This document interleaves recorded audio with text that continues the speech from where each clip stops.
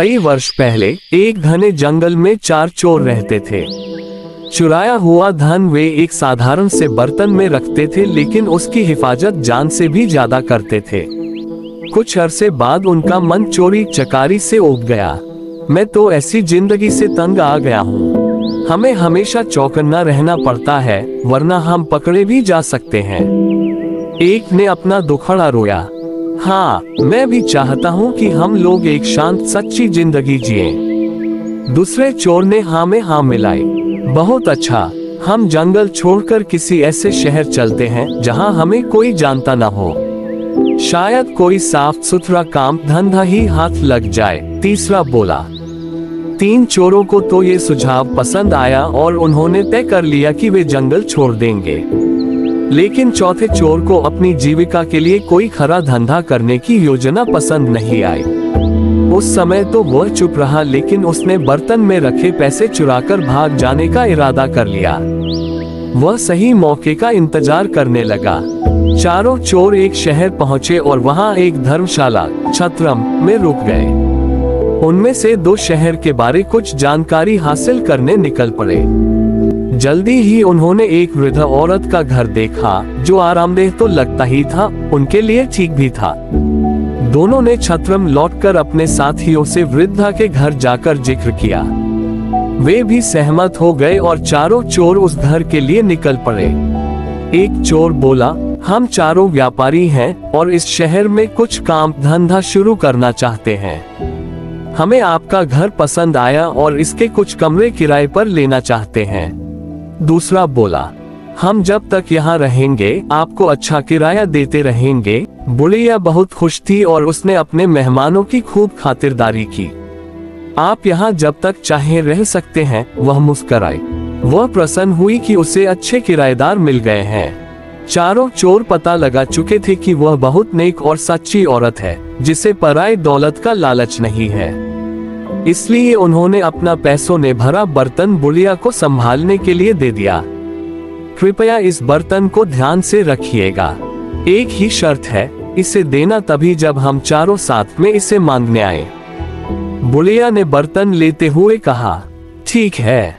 वह अपने घर के पिछवाड़े गई और देखने लगी कि कोई देख तो नहीं रहा।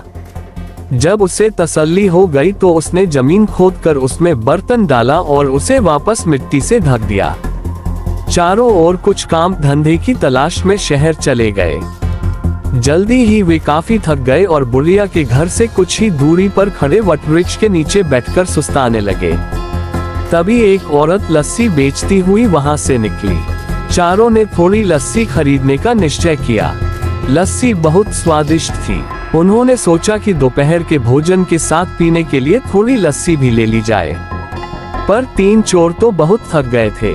लस्सी डालने के लिए बुढ़िया के घर से बर्तन लाने की हिम्मत किसी में नहीं थी।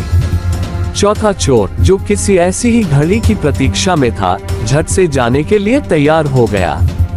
वह बुढ़िया के घर पहुंचकर बोला, मुझे मेरे साथियों ने बर्तन लाने के लिए भेजा है, लेकिन मैं तो ये बर्तन तभी दूंगी जब तुम चारों इकट्ठे आओगे। वह मना करती हुई बोली। उस चोर के दिमाग में एक विचार आया, मेरे साथी यहाँ से कुछ ही दूर केले के पेड़ तले बैठे हैं, आप खुद ही पूछ ले। उसने राय दी। बुढ़िया घर से बाहर निकली। उसने तीनों को पेड़ के नीचे बैठे हुए देखा। क्या आपने अपने दोस्त को बर्तन लाने भेजा है? वह चिल्लाए, जी, कृपया उसे दे दीजिए। तीनों चोरों ने जवाब दिया। बुढ़िया ने सोचा कि उन्हें अपना बर्तन किसी कार्य हेतु चाहिए होगा, जो उन्होंने अपना विश्वसनीय साथी भेजा है। उस चोर को फावड़ा देती हुई वह बोली कि पिछवाड़े से खोदकर बर्तन निकाल ले। इतना कहकर वह अपने घर के कामों में उलझ गई। चोर ने बर्तन निकाला और चुपके से पिछले दरवाजे भाग खड़ा हुआ। इस बीच उसके दोस्त चिंतित हो रहे थे। काफी वक्त बीत चुका था और उनके साथी का कुछ पता नहीं था। तीनों बुढ़िया के घर गए। हमने अपना साथी एक बर्तन लाने भेजा था, वह कहाँ है? उन्होंने पूछा। मैंने तो बहुत पहले ही उसे बर्तन खोदने के लिए कुदाली दी थी, उसने आपको बर्तन नहीं दिया। बुढ़िया हैरान थी। तीनों चोर समझ गए कि उनके साथी ने उन्हें धोखा दिया है। हमने आपको कहा था कि बर्तन तभी देना जब हम चारों आपके पास आए। आपने हमारी बात नहीं मानी। हमें लगता कि हमारे साथी ने आपके साथ मिलकर हमारा पैसा हथियाने का षड्यंत्र रचा है। बुढ़िया बहुत दुखी हुई। वे तीनों उसे शहर के न्यायाधीश के पास ले गए और उसकी शिकायत की। न्यायाधीश ने फैसला दिया कि बुढ़िया की लापरवाही की वजह से तीनों को नुकसान हुआ है, इसलिए सारा हर्जाना बुढ़िया को ही भरना होगा। बुढ़िया रोती हुई घर लौट आए। इस बीच राजा और उसका मंत्री वेश बदलकर अपनी प्रजा की परेशानियां जानने शहर के दौरे पर थे। इस बात का किसी को भी पता नहीं था। बुढ़िया को देखकर वे रुक गए और उसके रोने का कारण पूछने लगे। उसी समय आसपास ही कुछ लड़के खेल रहे थे और उनका अगुआ था रामन। बुढ़िया की दुख भरी कहानी उसने भी सुनी। भगवान करे उन तीनों को तुम्हारे साथ ऐसा सुलूक करने की सजा मिले, रामन बोला। ये सुनकर राजा और उसका मंत्री बहुत हैरान हुए। उन्होंने रामन से पूछा कि क्या वह इस मामले का फैसला कर सकता है। रामन ने आत्मविश्वास के साथ सिर हिलाया और कहा कि वह अपना फैसला राजा के दरबार में ही सुनाएगा। अगले दिन महल में दरबार लगा। उसने चोरों की कहानी सुनी। तुम्हारी शर्त यही थी न कि बुढ़िया वह बर्तन तुम्हें तभी दे जब तुम चारों उसे लेने आओ। रामन के प्रश्न पर तीनों ने हामी भर दी। बहुत अच्छा, वह शर्त पूरी करने के लिए तैयार है, पर यहाँ तो तुम सिर्फ 3 हो। रामन ने आदेश दिया, जाओ अपना चौथा साथी लेकर आओ जिससे शर्त पूरी की जा सके। शाबाश, क्या फैसला दिया है। राजा ने रामन की भूरी भूरी प्रशंसा की। तुम छोटे हो पर हो समझदार। आज से तुम मर्यादा रामन के नाम से जाने जाओगे और हमारे दरबार में ऐसे मुकदमों के फैसले किया करोगे।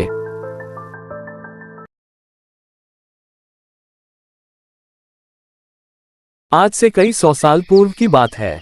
एक गांव में राम सिंह नामक एक किसान अपनी पत्नी व बच्चे के साथ रहता था। राम सिंह अनपढ़ व गरीब था, मगर अपने बेटे सुंदर को वह पढ़ा लिखा कर किसी योग्य बनाना चाहता था ताकि उसका बेटा भी उसकी भांति उम्र भर मेहनत मजदूरी न करता रहे। अपने पुत्र से उसे बड़ी आशाएं थीं। लाखों सपने उसने अपने पुत्र को लेकर संजो डाले थे। वही उसके बुढ़ापे की लाठी था। उसका बेटा सुंदर भी काफी बुद्धिमान था। वह गांव के पंडित कस्तूरीलाल के पास जाकर शिक्षा ग्रहण कर रहा था। उसने भी अपने मन में यही सोचा हुआ था कि वह भी पढ़ लिख कर बड़ा आदमी बनेगा और अपने माँ बाप के कदमों में दुनिया भर की सारी खुशियां और सारे सुख लाकर डाल देगा। इंसान यदि किसी लक्ष्य को निर्धारित कर ले और सच्चे मन से उसे पाने का प्रयास करे तो वह उसमें सफलता प्राप्त कर ही लेता है। ऐसा ही सुंदर के साथ भी हुआ। वह अपनी कक्षा में अच्छे नंबरों से उत्तीर्ण हुआ। सारे गांव में उसकी खूब वाहवाही हुई। अपने बेटे की इस सफलता पर राम सिंह का मस्तक भी गर्व से ऊंचा हो उठा। एक रात राम सिंह ने अपनी पत्नी से कहा, सुंदर की माँ, मेरे मन में सुंदर को लेकर काफी दिनों से एक विचार उठा रहा है। कहो जी। राम सिंह की पत्नी ने कहा, ऐसी क्या बात है? क्या सुंदर की शादी ब्याह का विचार बनाया है? अरे भगवान, शादी ब्याह तो समय आने पर हम उसका करेंगे ही, मगर अभी उसे अपने पैरों पर तो खड़ा होने दें। मेरा तो यह विचार है कि क्यों ना हम उसे शहर भेज दे ताकि वहां जाकर कोई अच्छा सा काम धंधा सीखकर कुछ बनकर दिखाए। यहाँ गांव में तो बस मेहनत मजदूरी का ही धंधा है। पढ़ने लिखने के बाद भी यदि उसे यही धंधा करना है तो पढ़ाई लिखाई का लाभ ही क्या है। हमारा तो अपना कोई खेत भी नहीं है जिसमें मेहनत करके वह कोई तरक्की कर सके। मगर सुंदर के बापू, सुंदर ने तो आज तक शहर देखा ही नहीं है, हम किसके भरोसे उसे शहर भेज दें? सुंदर की मां कमला ने कहा, माना कि हमारा सुंदर समझदार और सूझबूझ वाला है और शहर में वह कोई अच्छा सा काम धंधा तलाश भी लेगा, मगर शहर में टिकने का कोई ठिकाना भी तो चाहिए। सुनो सुंदर की मां, शहर में मेरा एक मित्र है। हालांकि हम दोनों वर्षों से एक दूसरे से नहीं मिले, मगर फिर भी मुझे उम्मीद है कि यदि मैं सुंदर को उसका पता ठिकाना समझाकर भेजूं तो वह अवश्य ही उसे शरण देगा और रोजी रोजगार ढूंढने में वह सुंदर की सहायता भी करेगा। बात तो आपकी ठीक है सुंदर के बापू, लेकिन मेरा मन नहीं मान रहा कि मैं अपने लाल को अपनी आंखों से दूर करूं। ऐसा तुम अपनी ममता के हाथों मजबूर होकर कह रही हो, मगर दिल से तो तुम भी यही चाहती हो कि हमारा बेटा तरक्की करे। इसलिए दिल को मजबूत बनाओ। सुंदर शहर जाकर कुछ बन गया तो हमारा बुढ़ापा भी सुख से गुजरेगा। और इस प्रकार राम सिंह ने अपनी पत्नी को समझा बुझाकर सुंदर को शहर भेजने के लिए राजी कर लिया। उसी शाम सुंदर जब अपने यार दोस्तों के साथ खेल कूद कर घर वापस आया तो राम सिंह ने बड़े प्यार से अपने पास बैठाया और अपने मन की बात बता दी। सुंदर यह जानकर बहुत खुश हुआ कि उसका बापू उसे शहर भेजना चाहता है। वास्तव में सुंदर भी यही चाहता था कि वह किसी प्रकार शहर चला जाए और वहां कोई ऐसा काम धंधा करे जिससे उसका परिवार सदा सदा के लिए गरीबी से छुटकारा पाकर सुख भोगे। अतः पिता का प्रस्ताव पाकर वह बड़ा खुश हुआ और बोला, पिताजी, चाहता तो मैं भी यही था कि पढ़ लिख कर शहर जाऊं और अच्छी सी नौकरी करके घर की कमाई में आपका हाथ बटाऊं, मगर कहीं आप मुझे शहर भेजने से इनकार न कर दें, यही सोचकर मैंने आपसे अपने मन की बात नहीं कही। मगर अब जब आप स्वयं ही मुझे शहर भेजने के इच्छुक हैं तो इससे अधिक खुशी की बात मेरे लिए भला और क्या हो सकती है। मैं अवश्य ही शहर जाऊंगा। और प्रकार दूसरे ही दिन राम सिंह ने उसे दीन दुनिया की ऊंच नीच समझाए और अपने मित्र का पता देकर शहर के लिए विदा कर दिया। सुंदर काफी सूझबूझ वाला समझदार युवक था। अपने माता पिता के दुख दर्द को वह भली भांति समझता था। वह ये भी जानता था कि गांव में रहकर तो उसका भविष्य अंधकार में ही डूबा रहेगा, जबकि उसकी इच्छा बड़ा आदमी बनकर अपने माता पिता को भरपूर सुख देना था। अतः खुशी खुशी वह शहर के लिए रवाना हो गया। शहर आकर सुंदर की आंखें चुंधिया गईं। खूब भीड़ भड़क्का, सजी संवरी दुकानें, तागे इक्कों का आवागमन। खैर, आश्चर्य से वह सब देखता सुंदर अपने पिता के कथित दोस्त से मिलने चल दिया। लेकिन जब वह पता के बताए स्थान पर पहुंचा तो पता चला कि उसके पिता का दोस्त रामचंद्र तो न जाने कब का मर खप गया और अब तो उसके परिवार का भी कोई अता पता नहीं था। ये जानकर सुंदर बहुत निराश हुआ और सोचने लगा कि अब क्या होगा। आशा निराशा तो जीवन में चलती ही रहती है, लेकिन सुंदर उन युवकों में से नहीं था जो हताश होकर बैठ जाते हैं। उसमें हिम्मत और आत्मविश्वास कूट कूट कर भरा था। उसने अपने आप को दिलासा दिया और बोला, बेटे सुंदर, निराश होने से कुछ नहीं होगा। अब शहर आ ही गए हैं तो कुछ करके ही लौटेंगे। माँ और बापू ने मुझसे बड़ी उम्मीदें लगा रखी हैं, मैं ही उनके बुढ़ापे की लाठी हूँ। अब शहर आ ही गया हूँ तो कुछ बनकर ही लौटूंगा। तुझे याद नहीं, गांव में मास्टर जी कहा करते थे, हिम्मत ए मर्दा मदद ए खुदा। यानी जो लोग हिम्मत करते हैं उनकी मदद खुद भगवान करते हैं। अपने आप को इसी प्रकार हौसला बंधाता हुआ सुंदर पूछता पूछता एक सराय में आकर ठहर गया। उसने स्नान आदि से निवृत्त होकर थोड़ा आराम किया, फिर किसी नौकरी की तलाश में निकल पड़ा। वह जहां भी नौकरी मांगने जाता, दुकानदार उसके बातचीत करने के ढंग और उसकी सूझबूझ से प्रभावित तो होता, किंतु कोई जान पहचान न होने के कारण उसे नौकरी नहीं मिल पाती थी। इसी प्रकार कई दिन गुजर गए। सुंदर गांव से अपने साथ जो रुपया पैसा लेकर आया था वह भी लगभग समाप्त होने को था। अब तो सचमुच सुंदर को चिंताओं ने आ घेरा। वह सोचने लगा कि काश शहर में उसकी कोई जानकारी होती तो अवश्य ही उसे कोई नौकरी मिल जाती। एक दिन की बात है, सुंदर थक हार कर एक पेड़ के नीचे बैठा मौजूदा स्थिति के विषय में सोच रहा था। उससे कुछ ही दूरी पर राजकर्मचारी पेड़ की ठंडी छांव में बैठे गपशप कर रहे थे। अन्ना सा सुंदर उनकी बातें सुनने लगा। एक दूसरे से कह रहा था, कुछ भी कह भाई रामवीर, तू है बड़ा नसीब वाला। हम दोनों साथ साथ ही राजदरबार की सेवा में आए थे, मगर तू तरक्की करके राजाजी का खजांची बन गया और मैं रहा सिपाही का सिपाही।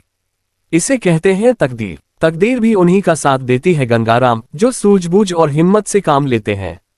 मैंने अपनी सूझबूझ से कुछ ऐसे काम किए कि महाराज का विश्वास पात्र बन गया और उन्होंने मेरी ईमानदारी देखकर मुझे खजांची बना दिया। न भाई, तू जरूर किसी साधु या फकीर से कोई मंत्र वंतर पढ़वा कर लाया होगा जो इतनी जल्दी इतनी तरक्की कर ली, वरना मैं क्यों न किसी ऊंचे पद पर पहुंच गया। भैया, तू मुझे भी अपनी कामयाबी का राज बता। तेरे जैसे लोग इसी चक्कर में रहते हैं कि पकी पकाई मिल जाए और खा ले। अरे भाई मेरे, अगर इंसान में हिम्मत, हौसला, ईमानदारी, साहस और सूझबूझ हो तो वह पहाड़ को खोदकर नदी बहा दे। देख, तू वह मरा हुआ चूहा देख रहा है ना? रामवीर ने सड़क के किनारे पड़े एक मरे हुए चूहे की ओर इशारा किया। हाँ, देख रहा हूँ। आने जाने वाले लोग भी उसे देख रहे हैं और घृणा से थूककर दूसरी ओर मुंह फेर कर निकल रहे हैं। रामवीर भाई, मैं तुझसे तेरी कामयाबी का रहस्य पूछ रहा था और तू मुझे मरा हुआ चूहा दिखा रहा है। ये क्या बात हुई? गंगाराम, मैं तुझे कामयाबी की बाबत ही बता रहा हूँ।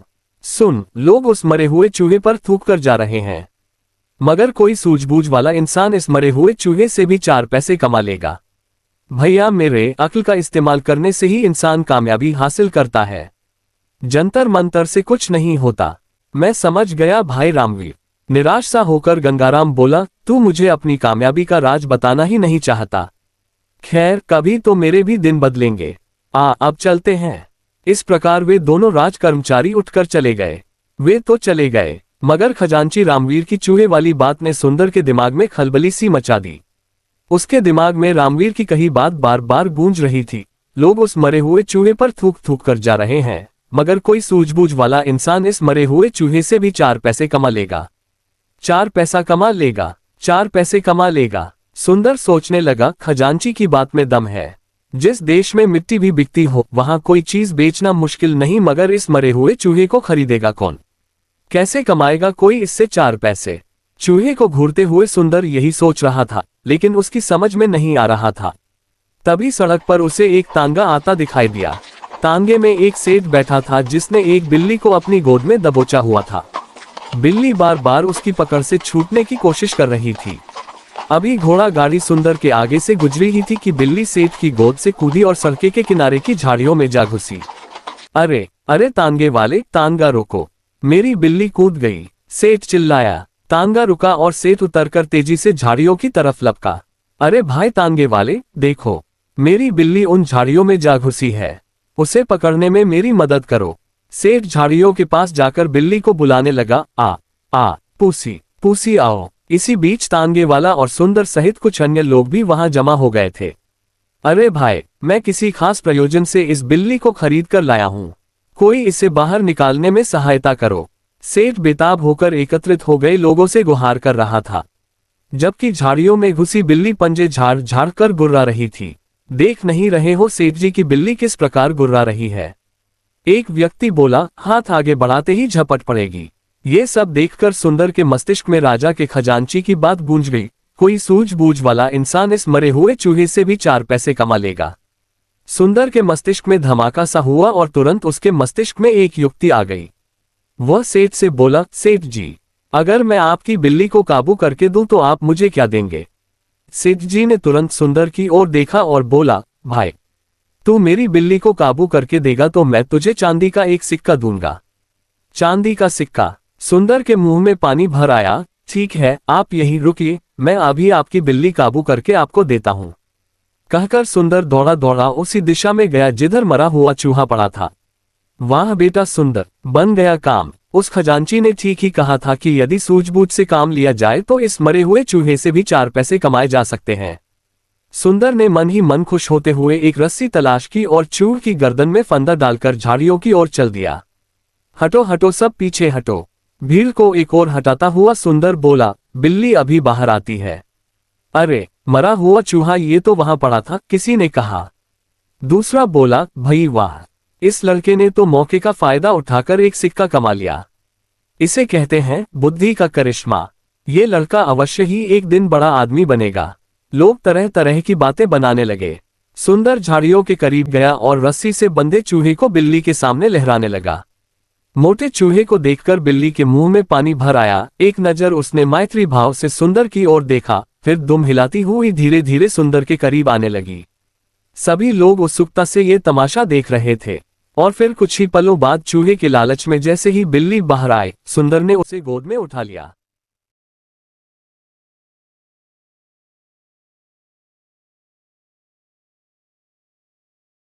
पुराने समय की बात है। एक गांव में एक जंगली सुअर घुस आया जिसने किसानों के सारे खेत अपने पैरों तले रौंद डाले।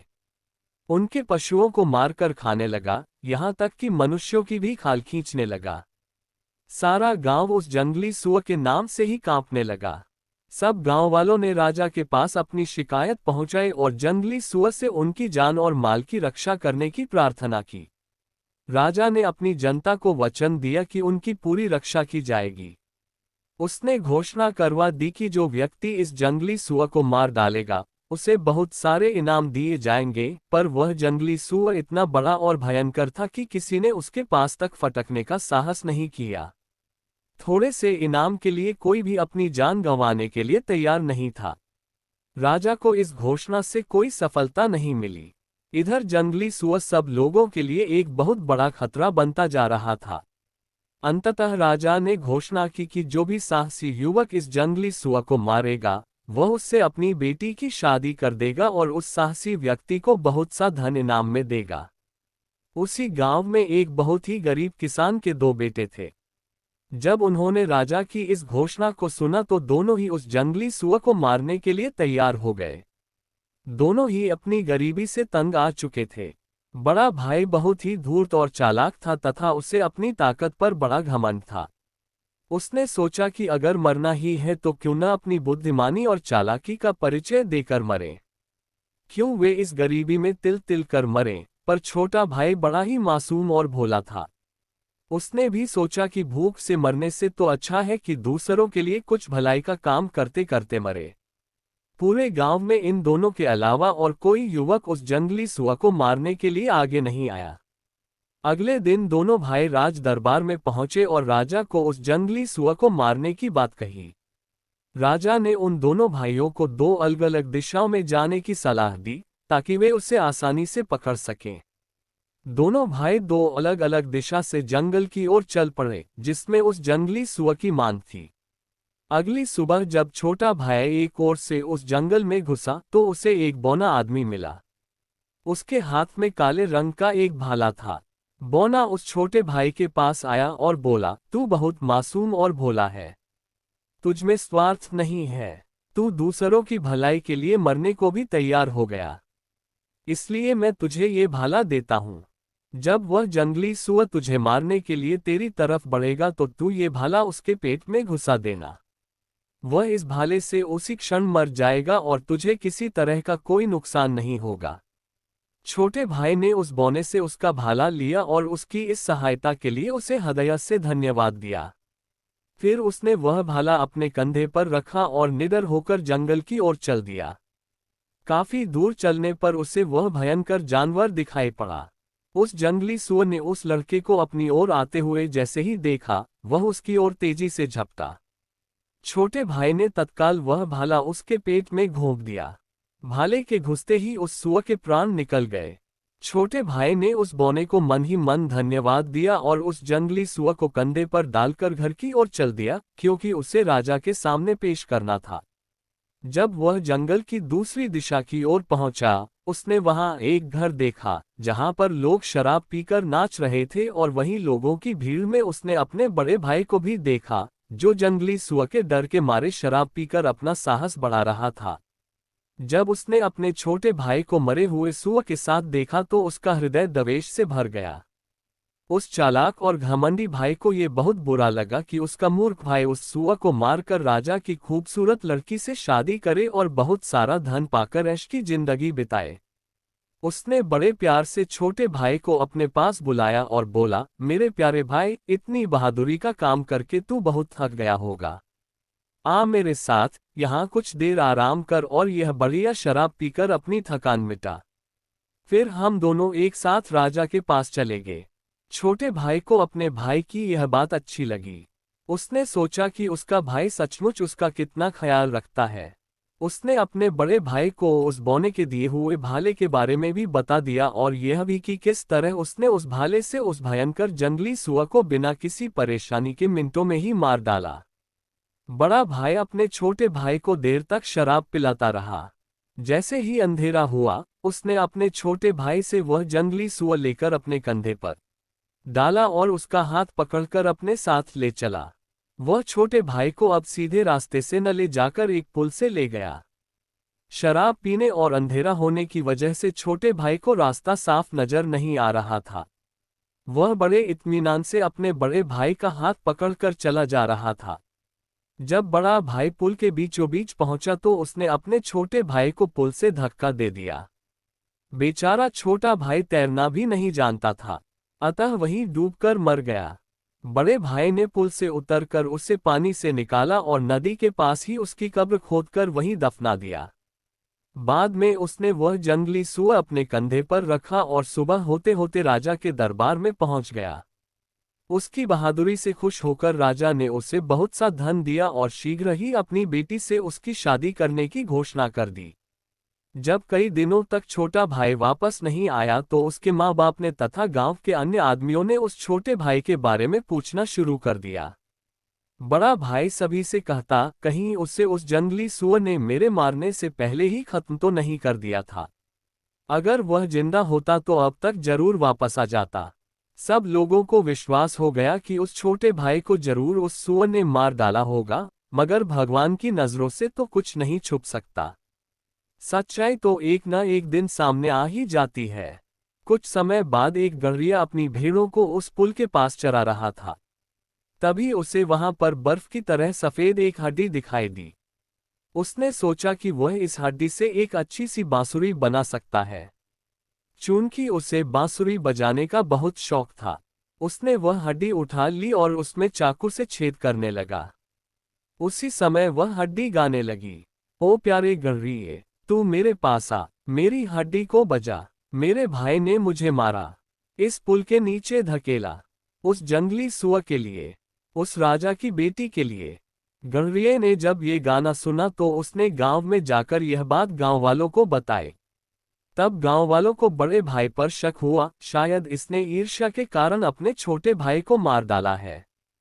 गड़रिये ने सोचा कि अगर मैं ऐसी बांसुरी राजा को भेंट करूं जो खुद ब खुद गाने लगती है तो राजा मुझे बहुत इनाम देगा।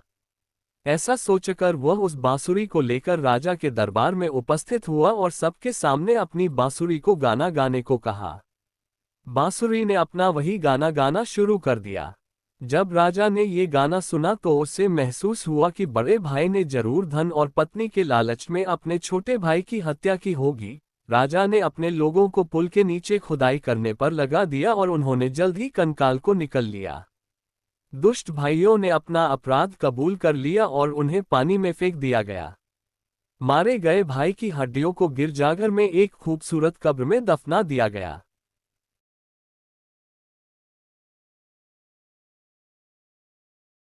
एक गरीब आदमी था। एक दिन वह राजा के पास गया और बोला, महाराज, मैं आपसे कर्ज मांगने आया हूँ। कृपा कर आप मुझे 5,000 रुपये दें। मैं 5 वर्ष के अंदर आपके रुपये वापस कर दूंगा। राजा ने उसकी बात पर विश्वास कर उसे 5,000 रुपये दे दिए। 5 वर्ष बीत जाने के बाद भी जब उस व्यक्ति ने राजा के 5,000 रुपये नहीं लौटाए तब राजा को मजबूरन उसके घर जाना पड़ा। लेकिन वहां वह व्यक्ति नहीं मिला। जब भी राजा वहां जाता बहाना बनाकर उसे वापस भेज दिया जाता। एक दिन फिर राजा उस व्यक्ति के घर गया। वहां और कोई तो नहीं दिखा, एक छोटी लड़की बैठी थी। राजा ने उसी से पूछा, तुम्हारे पिताजी कहाँ हैं? लड़की बोली, पिताजी स्वर्ग का पानी रोकने गए हैं। राजा ने फिर पूछा, तुम्हारा भाई कहाँ है? लड़की बोली, बिना झगड़ा के झगड़ा करने गए हैं। राजा के समझ में एक भी बात नहीं आ रही थी, इसलिए वह फिर पूछता है, तुम्हारी माँ कहाँ है? लड़की बोली, माँ 1 से 2 करने गई है। राजा उसके इन उल जुलूल जवाब से खींच गया।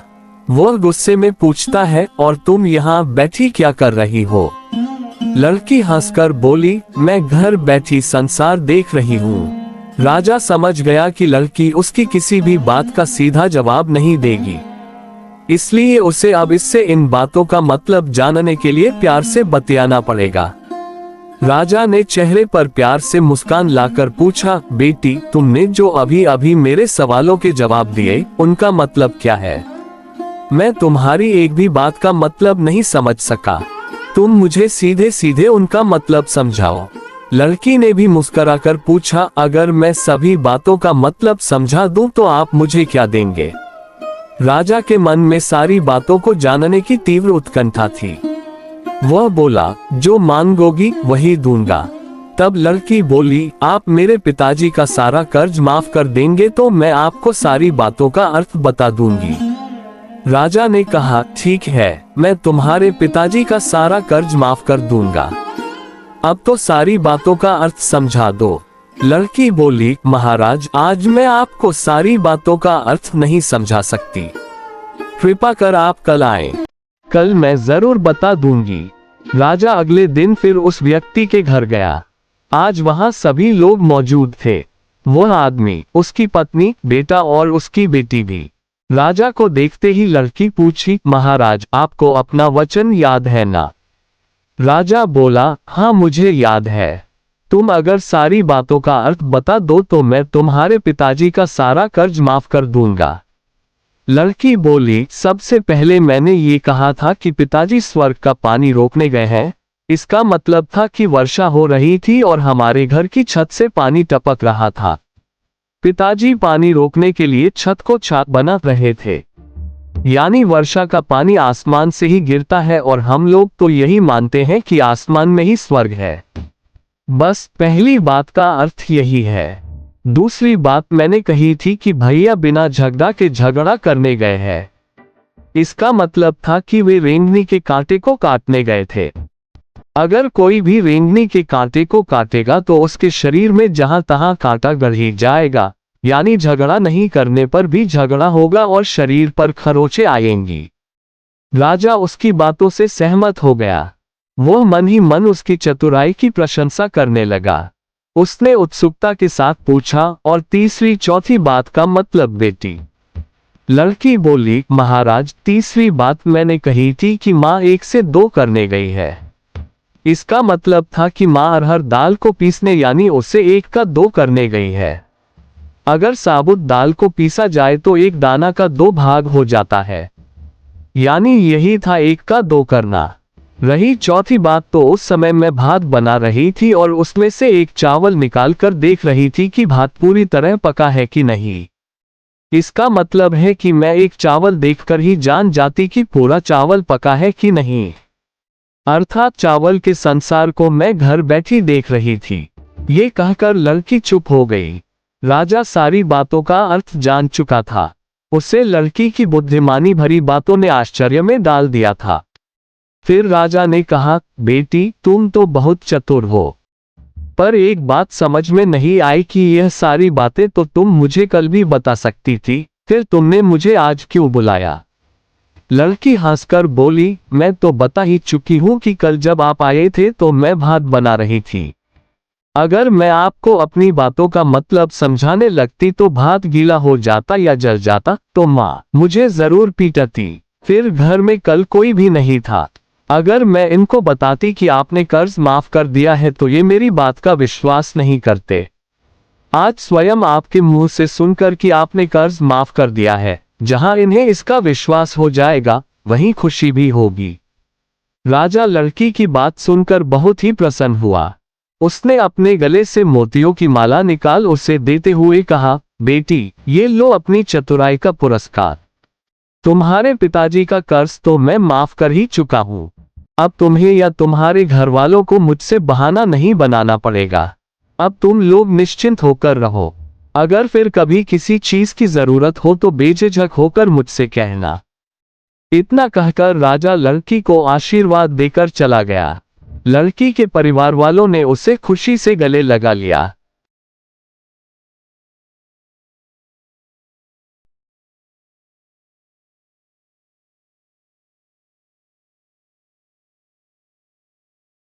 एक बार एक राजा था जिसके 3 बेटियां थीं। उसकी सबसे बड़ी बेटी एक बेकर से प्यार करती थी जो महल में डबल रोटी देने आता था। वह बेकर भी उसको बहुत प्यार करता था, पर वह उसका हाथ राजा से कैसे मांगे। सो वह राजा के जादूगर के पास गया और उसको अपनी हालत बताई। जादूगर बोला, क्या तुम्हारा दिमाग खराब हो गया है? एक बेकर एक राजा की बेटी से प्यार करे, अगर राजा को पता चल गया तो बस तुम्हारा भगवान ही मालिक है। बेकर बोला, इसीलिए तो मैं तुम्हारे पास आया हूं ताकि तुम उसको इस खबर के लिए तैयार कर दो। जादूगर अपने सिर पर हाथ मारते हुए बोला, तब तो भगवान हम दोनों की सहायता करे। मैं तो राजा से यह बात कहने की हिम्मत भी नहीं कर सकता। जब बेकर जिद करता रहा तो उससे बचने के लिए जादूगर बोला, ठीक है, मैं राजा साहब से बात करूंगा, पर मेरी बात याद रखना कि इस सब से कुछ अच्छा नहीं होने वाला। उसके बाद जादूगर किसी अच्छे दिन की तलाश करता रहा और एक दिन अच्छा दिन देखकर, जिस दिन राजा अपने अच्छे मूड में था, राजा से बोला, सरकार, अगर आप इजाजत दें तो मैं आपसे कुछ कहना चाहता हूँ। आप वायदा करें कि आप मुझसे नाराज नहीं होंगे। राजा बोला, बोलो बोलो, मैं तुमसे बिल्कुल नाराज नहीं होऊंगा। और जादूगर ने बेकर की बात राजा से कह दी। ये सुनकर राजा तो पीला पड़ गया। वह बोला, क्या तुम ये सब मुझसे कहने की हिम्मत भी कैसे कर सके? चौकीदार, ले जाओ इस जादूगर को।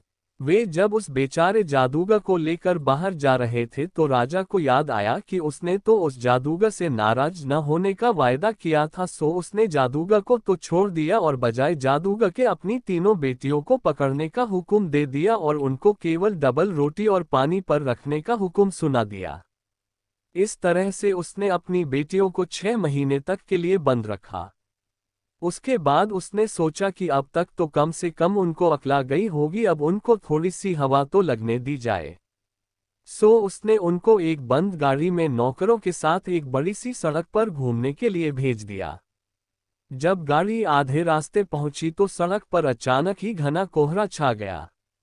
उस कोहरे में से एक जादूगर निकला। उसने गाड़ी का दरवाजा खोला, तीनों लड़कियों को बाहर निकाला और अपने साथ लेकर भाग गया।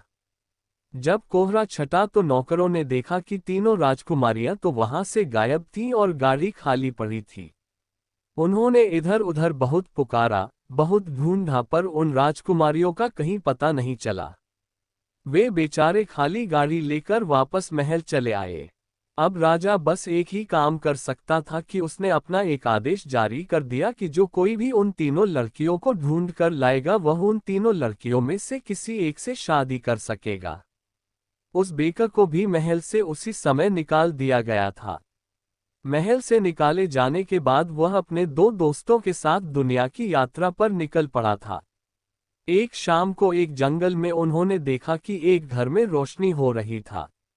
उन्होंने उस महल का दरवाजा खटखटाया तो वह तो पहले से ही खुला था। सो वह दरवाजा पूरा का पूरा बिना किसी कोशिश के ही खुल गया।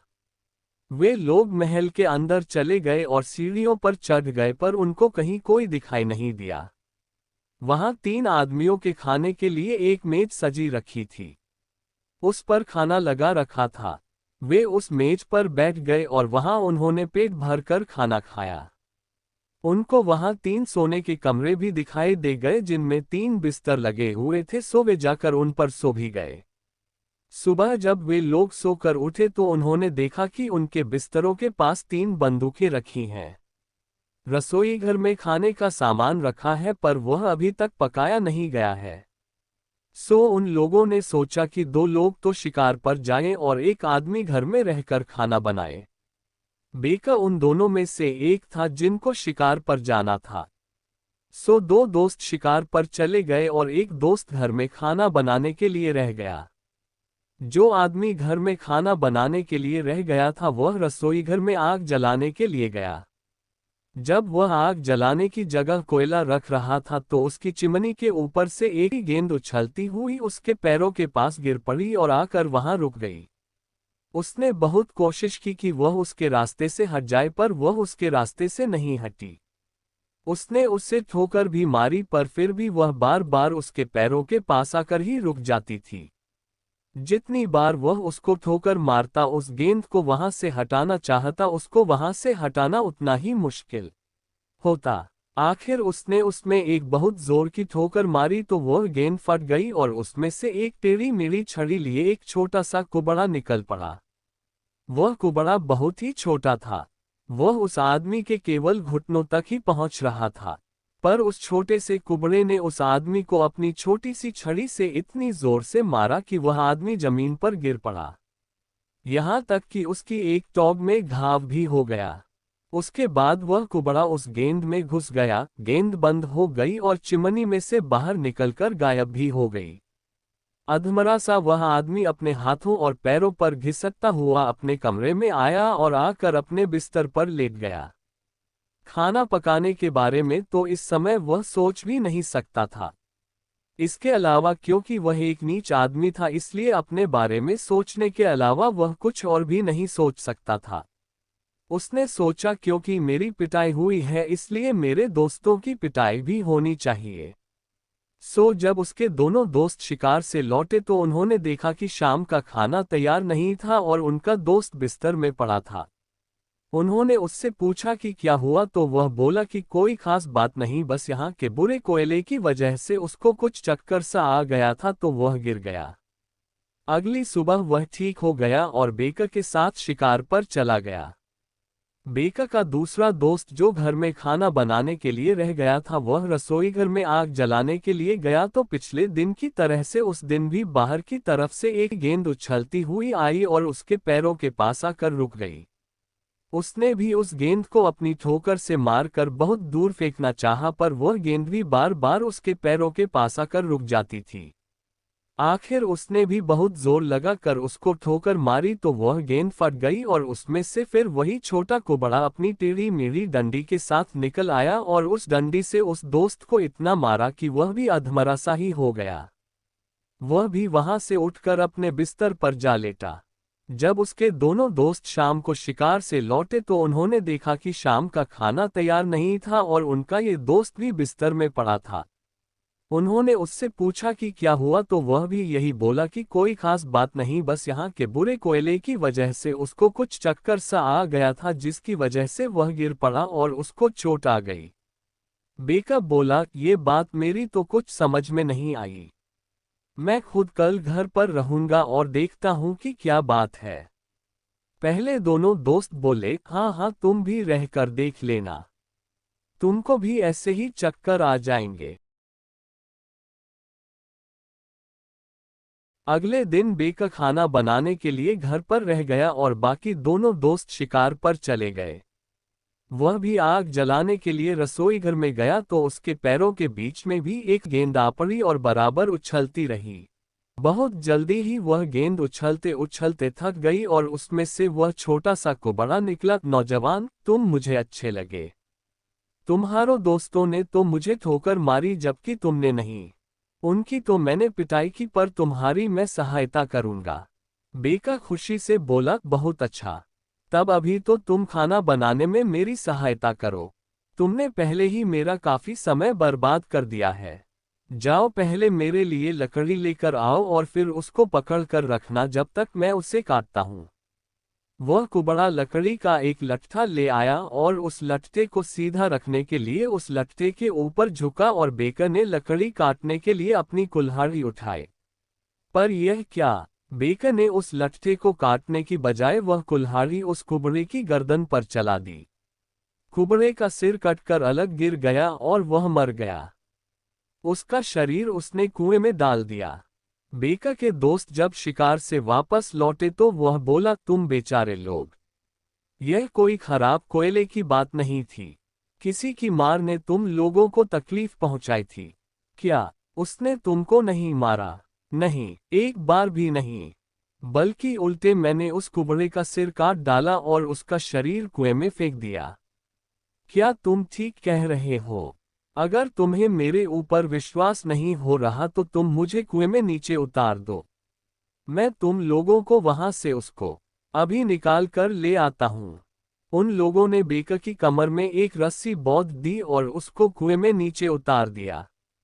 कुएं में आधे रास्ते जाकर एक बहुत बड़ी खिड़की थी जिसमें से रोशनी बाहर आ रही थी। बेका ने उस खिड़की में से झोंका तो उसने देखा कि राजा की तीनों लड़कियां एक बंद कमरे में सिलाई और कढ़ाई कर रही थीं। राजा की लड़कियों को देखकर तो बेका बहुत खुश हुआ।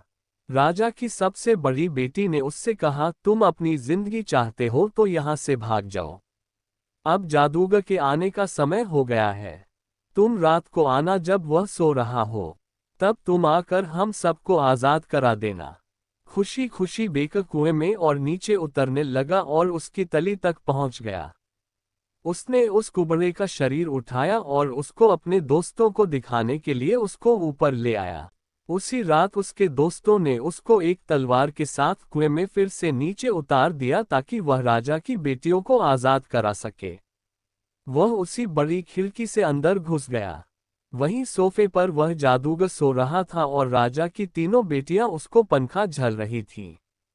अगर वह एक पल के लिए भी अपना पंखा झलना बंद कर देती तो वह जादूगर उठ जाता। बेका बोला, तुम लोग रुको, मैं इस जादूगर की इस तलवार से हवा करता हूँ। कहकर उसने तलवार के एक ही वार से उस जादूगर का सिर काट डाला। वह मर गया और राजा की बेटियों ने अलमारी की ड्रॉअर खोली तो उनमें उनको बहुत सारे हीरे, नीलम और लाल भरे हुए मिल गए। बेकर ने उनको एक टोकरी में भर लिया और फिर उसे रस्सी से बांध कर अपने दोस्तों से कहकर उसे ऊपर खींचवा दिया। इसी तरह से उसने उन लड़कियों को भी ऊपर भेज दिया। जब वह लड़कियों को रस्सी से बांध कर ऊपर भेज रहा था तो जब उसने पहली लड़की की कमर में रस्सी बांधी तो वह बोली, यह अखरोट लो। जब उसने दूसरी लड़की की कमर में रस्सी बांधी तो वह बोली, लो ये बादाम लो। तीसरी लड़की तो उसकी प्रेमिका थी। आखिर में जाने की वजह से उसने उसको एक हेजल नट दिया। राजकुमारियों को ऊपर भेजने के बाद अब बेकर के ऊपर जाने की बारी थी। वह अपने इन दोनों दोस्तों पर बिल्कुल भी भरोसा नहीं करता था। उन्होंने उस कुबड़े के बारे में उससे छिपा कर पहले ही यह साबित कर दिया था कि वे भरोसा करने लायक नहीं थे। इसलिए उसने अपनी कमर में रस्सी बांधने की बजाय उससे उस सिर कटे जादूगर की कमर में बांध दिया। जब उसके दोस्तों ने उसको खींचा तो वह शरीर ऊपर और ऊपर चलता चला गया, लेकिन फिर अचानक धम्मस से वह कुएं की तली में गिर पड़ा। इसका मतलब ये था कि बेकर का अंदाजा सही था। उन पर सचमुच ही विश्वास नहीं किया जा सकता था। ये सब उन लोगों ने इसलिए किया ताकि वे राजा की बेटियों को राजा के पास सही सलामत पहुंचा सके और यह कह सके कि उनको उन्हीं ने आज़ाद कराया था। उसके बाद राजा अपनी घोषणा के अनुसार अपनी दो बेटियों की शादी उन दोनों से कर देता। ये देखकर कि बेकर के दोस्तों ने अब रस्सी खींचना बंद कर दिया है, राजा की बेटियों ने चिल्लाना शुरू कर दिया, यह क्या? तुमने उसको तो नीचे ही छोड़ दिया जिसने हमको आज़ाद कराया। वे दोनों बोले, चुप रहो। अगर तुम ये जान लो कि तुम्हारे लिए क्या अच्छा है और क्या बुरा तो तुम चुपचाप हमारे साथ महल चली चलो और हमारी हाँ में हाँ मिलाती रहो। वे दोनों दोस्त तीनों राजकुमारियों को लेकर राजा के पास गए और यह सोचते हुए कि इन्हीं आदमियों ने मेरी बेटियों का छुड़ाया है। राजा ने उन दोनों को गले लगाया और बहुत खुश हुआ। हालांकि वे दोनों ही आदमी उसकी पसंद के नहीं थे, पर फिर भी उसने उन दोनों को अपनी एक एक बेटी देने का वायदा किया। पर उसकी बेटियों ने शादी को टालने का कोई न कोई बहाना बना दिया। वे बेकर के लौटने का इंतजार कर रही थीं। उधर कुएं में छोड़े हुए बेकर को उन तीनों लड़कियों की दी हुई भेंटें याद आईं तो सबसे पहले उसने अखरोट तोड़ा। उसमें से एक राजकुमार के पहनने लायक चमकती हुई पोशाक निकली।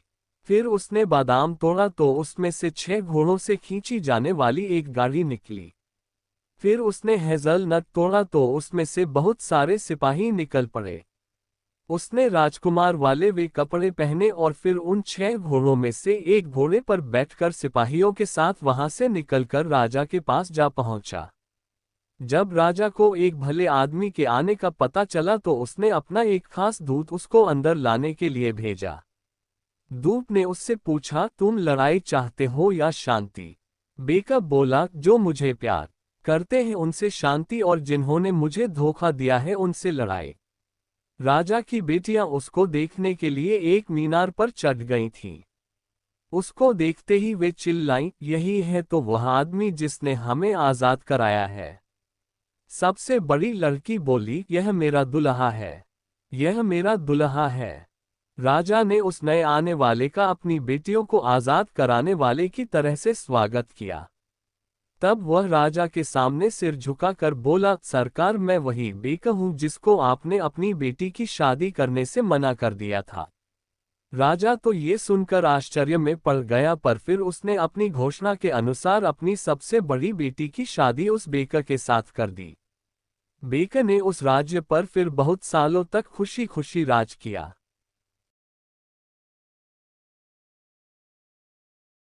बहुत दिनों पहले की बात है। एक शहर की ओर जाने वाले पथ के किनारे एक सरायखाना था। उस पथ से शहर जल्दी पहुंचा जा सकता था, परंतु उस पथ पर कम लोग ही आते जाते थे। कारण ये कि उस पथ में एक घना जंगल पड़ता था। कभी कभी हिंसक पशु पथ पर चलने वालों पर आक्रमण कर देते थे, जिससे पथिकों की मृत्यु भी हो जाती थी। इसलिए प्राण भय से लोग उस पथ से शहर जाने में हिचकिचाते थे। जिन्हें जरूरी या जल्दी होती थी, वे ही उस पथ से जान को हथेली पर लेकर शहर जाते थे। उस सड़क पर अधिक आवागमन नहीं था, इसलिए सरायखाने में बहुत कम लोग आते थे। सरायखाने का मालिक अक्सर बैठकर मक्खी मारा करता था। सरायखाने का मालिक अच्छा आदमी था। उसका हृदय दया का सागर था। सरायखाने में आने वालों से वह बहुत अच्छा व्यवहार करता था। उनके आदर सत्कार में कोई कमी नहीं करता था। सरायखाने में रहने खाने के उपरांत अगर किसी के पास पूरा पैसा नहीं होता था, तब भी वह कभी उसके साथ खराब व्यवहार नहीं करता था। अनेक गरीब वहां आते। वे सब जब समय पर उचित पैसा नहीं दे पाते, तब सरायखाने का मालिक उनसे कुछ काम करवा लेता। एक दिन एक पथिक सरायखाने में रहने के लिए आया। उसका नाम था सामंत। वह जाति का कुम्हार था। मिट्टी की हांडी, भार, कलसी इत्यादि बनाकर वह बेचा करता था। वह सरायखाने में आकर भोजनादि कर रात में वहीं सो गया। सुबह लोग चलने से पहले सराय वाले को पैसे देते थे, परंतु उसके पास पैसे तो थे नहीं। सामंत ने सुना था कि सराय वाला अत्यंत उदार व्यक्ति है। कोई उसका गुणगान करे तो वह बहुत खुश हो जाता है। तब रुपए पैसे के लिए जुल्म नहीं करता है। सुबह सराय से निकलने के समय सामंत ने सराय वाले से कहा, सब लोग आपका गुणगान करते हैं। मैंने भी देखा है कि आप बहुत अच्छे आदमी हैं। ग्राहकों की सेवा अपने लोगों की तरह करते हैं। साधारणतः ऐसा कहीं नहीं देखा जाता है। आपको देने के लिए मेरे पास पैसे नहीं हैं, पर कुछ कम दामी मिट्टी के पात्र हैं। लेकिन उनसे आपका पैसा पूरा नहीं होगा। मेरे पास कुछ रंगीन खड़िया मिट्टी के टुकड़े हैं। वे सब मैं आपको दे सकता हूँ। सामंत के मुख से अपनी प्रशंसा सुनकर सराय वाला मुग्ध हो गया। उसने कहा, मुझे इन सब चीजों की जरूरत नहीं है भाई। तुम्हारे पास पैसे नहीं हैं तो क्या हुआ, तुम जा सकते हो। सामंत ने कहा, रंगीन खड़िया मिट्टी आप रख लें। ये जादुई खड़िया मिट्टी है। बहुत अद्भुत कार्य होते हैं इसके द्वारा। ये कहकर उसने रंगीन खड़िया मिट्टी से दीवार पर एक पक्षी का चित्र बनाया। पक्षी की देह पर विभिन्न प्रकार रंग लगाने से देखा गया कि वह एक मयूर बन गया है। तस्वीर देखकर सराय वाला बोला, बहुत सुंदर तस्वीर बनाई है तुमने। बिल्कुल मयूर जैसी तस्वीर है। सामंत बोला, और क्या क्या हो सकता है आगे देखिए। इस तस्वीर वाले मयूर को मैं जीवित कर दूंगा। ये कहकर उसने तस्वीर की ओर देखकर 2 बार ताली बजाई। आश्चर्य! ताली बजाने के साथ ही तस्वीर जीवित हो उठी। मयूर अपनी गर्दन को इधर उधर घुमाने लगा। उसके बाद दीवार से नीचे उतरकर अपने पंखों को फैलाकर नाचने लगा। तस्वीर वाले मयूर की नाच देखकर सब आश्चर्यचकित हो गए। तस्वीर भी जीवित हो सकती है, किसी ने जाना सुना नहीं था। सभी लोग सामंत की अद्भुत क्षमता की तारीफ करने लगे।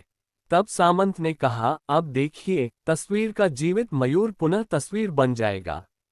ये कहकर उसने 3 बार ताली बजाई।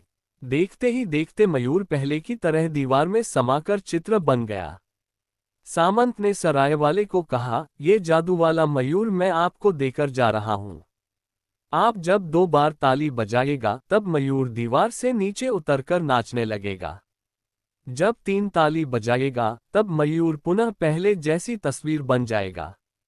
यह मयूर आपका बहुत उपकार करेगा।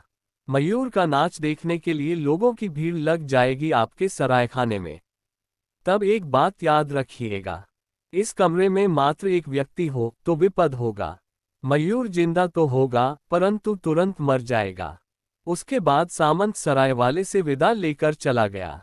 उस दिन से सराय वाले ने अपने ग्राहकों को मयूर का नाच दिखाना शुरू कर दिया। ग्राहक जब भोजन करने बैठते तो वह कहता, देखिए, आप लोगों के आनंद के लिए मैं एक जादू का खेल दिखाता हूँ। ऐसा खेल आप किसी भी सरायखाने में नहीं देख पाएगा। ये कहकर वह दीवार की तस्वीर के सामने खड़े होकर 2 बार ताली बजाता। तुरंत तस्वीर का मयूर जीवित हो जाता एवं धीरे से जमीन पर उतरकर नाच दिखाने लगता। ग्राहक भोजन करना भूलकर आश्चर्यचकित होकर मयूर का नाच देखते रहते थे। कुछ देर बाद सराय वाला 3 ताली बजाता। देखते ही देखते नाचता हुआ मयूर दीवार में समाकर तस्वीर बन जाता। ऐसी आश्चर्य वाली घटना को फैलने में देर नहीं लगती है। जो सुनता अवाक रह जाता। दिन प्रतिदिन सरायखाने में लोगों की भीड़ बढ़ने लगी। सब जादुई मयूर का नाच देखने के लिए आते। वे लोग जल्दी जल्दी भोजन कर लेते। भोजन का पैसा भी पूरा चुका देते, फिर मयूर का नाच देखने का आग्रह करते। सराय वाला तब अपने ग्राहकों को संतुष्ट करने के लिए मयूर का नाच दिखाता। देखते देखते उस उपेक्षित सरायखाने में लोगों का जमघट लगने लगा। सराय वाले का भाग्य जाग उठा। अब वह बहुत अमीर बन गया था। एक दिन रात में एक व्यक्ति सरायखाने में आया। वह दूसरे देश का एक धनी व्यापारी था। उसने सराय वाले को कहा, मैंने सुना है कि तुम्हारे इस सरायखाने में एक जादू के मयूर का नाच होता है। क्या ये सच है? सराय वाले ने कहा, जी बिल्कुल सच है। व्यापारी बोला, मैं मयूर का नाच देखूंगा। इसके लिए मैं तुम्हें एक थैली सोने की मोहर दूंगा। सराय वाले ने कहा, आप थोड़ी देर प्रतीक्षा कीजिए और कुछ लोग आ जाएं तो एक साथ सबको नाच दिखाऊंगा। व्यापारी बोला, नहीं नहीं, कोई आदमी नहीं रहेगा। जादुई मयूर का नाच मैं अकेले देखना चाहता हूँ। ये लो सोने की मोहर की थैली। एक थैली सोने की मोहर पाकर सराय वाला बहुत खुश हो गया। कुम्हार सामंत की बात उसे याद नहीं रही। उसने कहा, आप बैठिए, अभी आपको मयूर का नाच दिखाता हूँ। ये जो आप दीवार पर मयूर की तस्वीर देख रहे हैं, मैं उसे जिंदा कर दूंगा। उसके बाद वह घूम घूम कर नाच दिखाएगा। ये कहकर उसने 2 बार ताली बजाए। तभी तस्वीर वाला मयूर हिलने डुलने लगा, लेकिन वह कूदकर जमीन पर नहीं उतरा। ऐसा लग रहा था मानो हिलने डुलने में उसे बहुत कष्ट हो रहा है। धीरे धीरे अत्यंत कष्टपूर्वक वह जमीन पर उतरा, परंतु नाच नहीं सका। खड़े खड़े वह थर थर कांपने लगा। फिर एक तरफ लुढ़क कर उसने प्राण त्याग दिए। पल भर में सारी घटनाएं घट गईं। मयूर जमीन में समाकर एक तस्वीर बनकर रह गया। व्यापारी ने झट से सराय वाले के हाथ से मोहर वाली थैली छीन ली और क्रोध से गर्जन करते हुए कहा, यही है तुम्हारा मयूर नाच। यही दिखाने के लिए एक थैली सोने की मोहर लिया था। मुझे क्या तुमने अहमक समझा है? एकदम मूर्ख समझा है। ये कहकर वह सरायखाने से निकलकर तेज कदमों से चलने लगा। सराय वाले को कुम्हार सामंत की बातें याद आईं। वह अपना सिर पीट पीट कर कहने लगा, हाय हाय, क्यों मैं सोने की मोहर के लोभ में पड़ गया। कुम्हार सामंत ने मुझे एक व्यक्ति के सामने मयूर का नाच दिखाने से मना किया था। उसकी बात अनसुनी कर क्यों मैंने सर्वनाश को आमंत्रित किया। हाय हाय, अब कोई ग्राहक मेरे सरायखाने में नहीं आएगा। सराय वाले ने बड़ी आशा के साथ कई बार तालियां बजाईं, पर तस्वीर वाला मयूर जीवित नहीं हुआ। रात बहुत बीत गई थी। सराय वाला घनघोर नींद में था। तभी हठात एक बांसुरी की आवाज सुनकर उसकी नींद टूट गई। इतनी रात को उसके दरवाजे पर कौन बांसुरी बजा रहा है, ये देखने के लिए वो दरवाजा खोलकर बाहर निकला। देखा, वही सामंत बांसुरी बजा रहा है। खुले दरवाजे से वह भीतर आया और मयूर की तस्वीर के पास खड़े होकर बांसुरी बजाने लगा। कुछ ही देर में वह मयूर जीवित हो उठा। वह सामंत के पीछे पीछे चलते चलते रात्रि के अंधकार में विलीन हो गया। उसके बाद उन्हें फिर किसी ने नहीं देखा।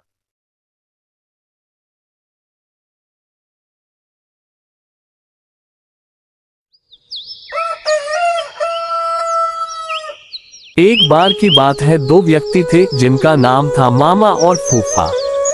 मामा और फूफा दोनों व्यापार करते थे और दोनों व्यापार में सहभागी थे। मामा ने फूफा से कहा, फूफा क्यों ना हम कोई ऐसी वस्तु खरीद लें जो जल्दी खराब ना हो और उसकी कीमत भी बती रहे, फिर हम उसे कुछ वर्षों बाद बेचें जिससे उसके मूलधन से ज्यादा दाम मिले। फूफा ने कहा, ठीक है मामा, तुम्हारी बात तो सही है, पर हम खरीदे क्या? उन्होंने आपस में राय मशवरा किया और लोहा खरीदने का निर्णय लिया। दोनों ने बराबर रुपए मिलाकर लोहा खरीदा। फूफा ने मामा से कहा कि लोहा वह कहीं सुरक्षित स्थान पर रख दे। मामा ने लोहा अपने पास एक पुरानी कोठरी में रख लिया। कुछ दिन तो लोहा जस का तस रखा रहा, पर धीरे धीरे मामा के मन में लालच आ गया और मामा फूफा को बिना बताए लोहा बेचने लगा। काफी दिनों बाद फूफा मामा के पास गया और बोला, मामा आज लोहे का भाव काफी बढ़ गया है, जल्दी से वह लोहा निकालो, हम इसे बेचकर आते हैं। इस पर मामा बोला, फूफा लोहा तो अब कबाड़ घर में नहीं है, क्योंकि लोहे को तो घुन खा गए हैं। फूफा समझ गया कि मामा ने उसके साथ धोखा किया है और उसे बिना बताए सारा का सारा लोहा बेच दिया है। फूफा को क्रोध तो बहुत आया, पर वह बिना कुछ कहे सुने वहां से चला गया। इस घटना के कुछ दिनों बाद फूफा मामा के पास आया और बोला, मामा मैं एक बारात में जा रहा हूँ, बड़ा अच्छा इंतजाम है, अकेला हूँ, चाहो तो अपने लड़के को साथ भेज दो, उसकी भी मौज हो जाएगी और कल सुबह तक हम वापस भी आ जाएंगे। मामा बोला, क्यों नहीं, बेशक तुम मेरे लड़के को अपने साथ लेकर जाओ, और हाँ इसे बारात में अच्छी तरह खाना वाना खिला देना। फूफा बोला, ये भी भला कोई कहने की बात है मामा, तुम निश्चिंत रहो। इस तरह 2 दिन बीत गए। मामा का लड़का अभी तक घर वापस नहीं आया। मामा को बहुत चिंता हो गई कि अभी तक उसका लड़का घर वापस क्यों नहीं आया है। वह अपने लड़के के बारे में जानने के लिए फूफा के पास गया और बोला, फूफा मेरा लड़का कहाँ है, वह अभी तक घर वापस क्यों नहीं आया है। फूफा ने कहा, क्या बताऊं मामा, रास्ते में एक चील तुम्हारे लड़के को उठा कर ले गई।